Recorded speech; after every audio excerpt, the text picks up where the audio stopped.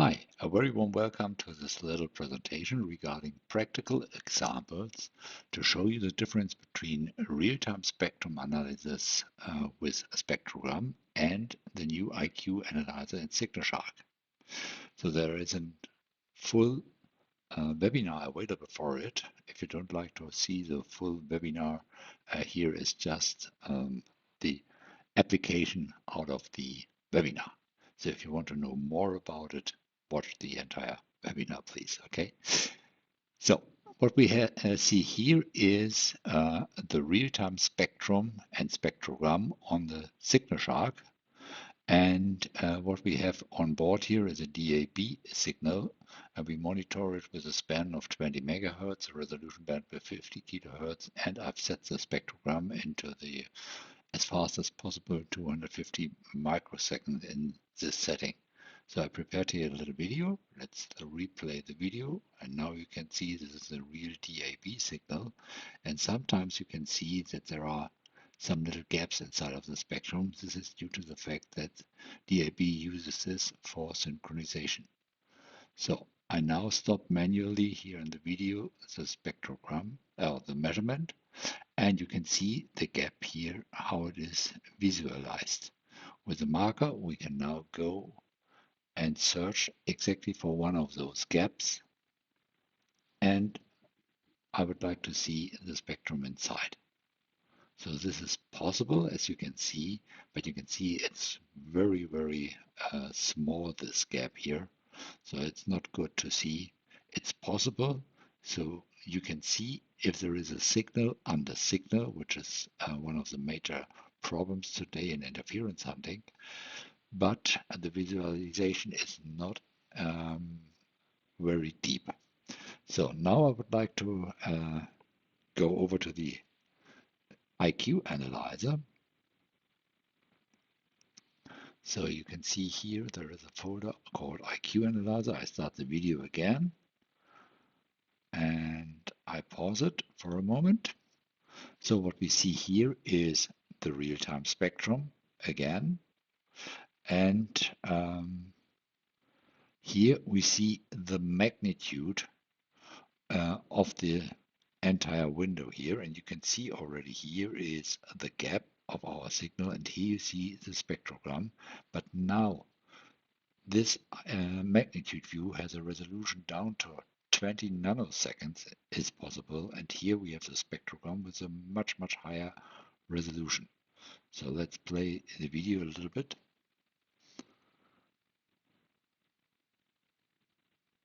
You can see channel bandwidth is again 20 megahertz, resolution bandwidth around about 50 kilohertz. Okay, so equivalent setting. So let's stop the analyzer. And as you can see, at around 45 milliseconds, there is the gap.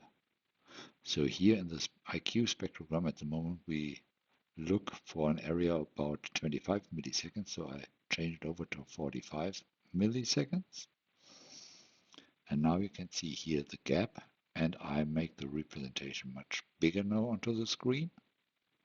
And now you can see the same gap, but represented much, much bigger. Okay, comparing it to the real-time spectrum, here it's maybe 2-3 traces, not more. And here it's more than 5 times bigger than the representation of a traditional, already very fast spectrogram of the real-time spectrum analyzer. Also here we can move the marker, for example, inside, and if we then also switch on the spectrum again, we can see the spectrum accordingly. Here we go. Here you see the spectrum now at the point where our marker is sitting. I switch off the other displays. So here we have our middle system, which is still with nearly full power. Now I scroll with the marker into the spectrum, and here is now the carrier. So, and if here is now a signal under signal inside of the gap, it's much, much easier to see due to the fact that you have a much higher resolution and you can even measure the length of the signal, the modulation or whatever. It's much better than in real-time spectrum now. So this was our first example. The second example is an LTE system, which we have here, around about 10 megahertz wide.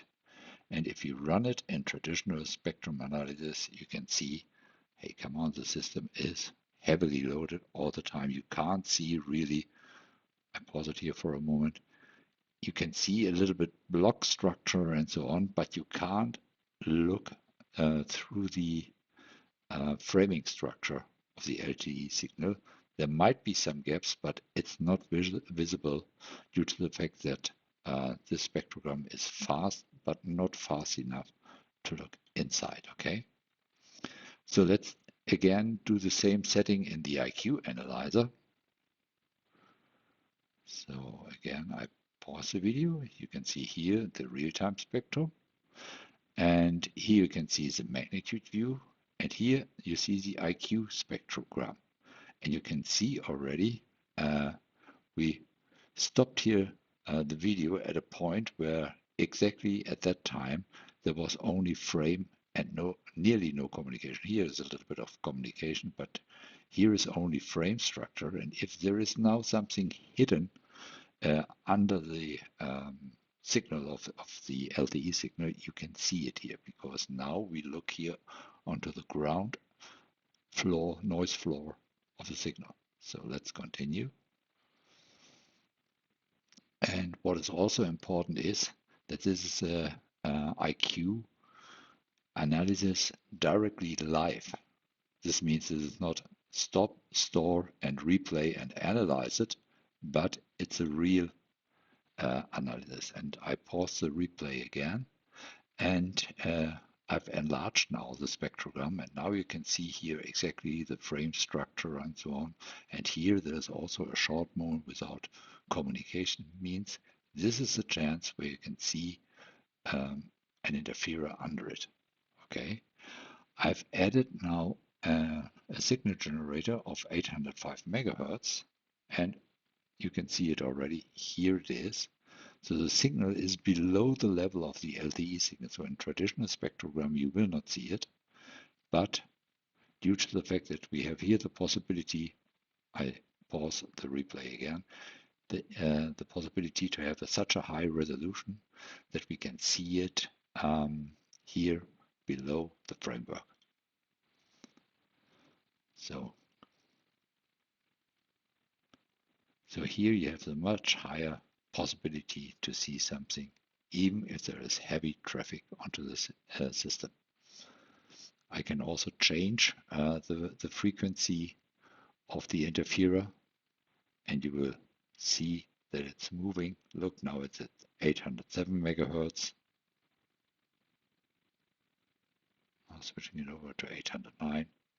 So it's possible to see it due to the fact that this is a real online, real-time IQ analysis. So let's see as a comparison the equivalent again in traditional spectrogram, and you can't see any interferer here. The only thing to see it again is persistence, and by persistence you are now able, at the moment it's switched off. Let's switch on the generator again. I pause the representation. So here inside of the traditional, already very fast spectrogram, you can't see it because it's hidden under it. In the spectrum, you also can't see it, but here in persistence, you can see it easily. So IQ Analyzer gives you a second additional possibility to see an interferer, a signal under signal. You can see I've now changed the frequency of the interferer a little bit. You can see how it's hopping around. So, as I mentioned, the IQ Analyzer gives you a better visualization for signals under signals. And a second possibility beside the persistence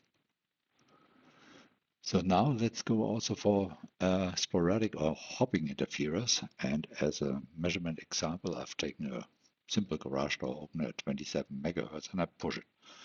And here I have again the traditional real-time spectrum and the spectrogram. And as I don't have any trigger capabilities here, I have to push the stop button of the signal shark to see the result. You can see I was not fast enough. I replay it. You will see here the signal for a short moment. So not very good visible, but I've switched the spectrogram to 10,000 frames, so that means I have enough background information here, enough history, and I can scroll down, and after a while scrolling down, I will see it. But this is not a comfortable way, okay? Here you can see the sequence, and yeah, a trigger is for sure missing here. So let's do the equivalent now with the IQ analyzer, also set to 27 megahertz. Here we have the amplitude, here we have the spectrogram, and here we have the spectrum inside of the blue window, inside of the channel bandwidth. So let's play it. And now I go into the magnitude, I pause it, and I set the trigger function. So trigger multiple or single trigger, trigger offset minus 10 milliseconds, this is fine. Actions, what should happen during after a trigger. So for example, nothing, or storing a screenshot, or storing really the results.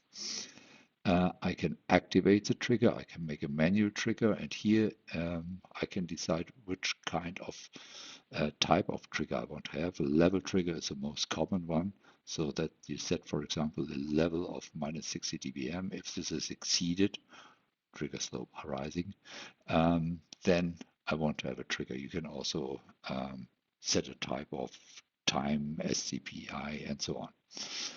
Doesn't matter. So I play my signal, my video again. I arm the trigger. Please go to arm. And now I push the remote control. And directly after pushing, I pause the replay of the video. Directly after pushing the remote control, you will see here in magnitude how the signal inside of the blue window behaves. If you see here still a peak, this is due to the fact that I've activated here the maximum to hold the maximum, okay? The current value is again 0.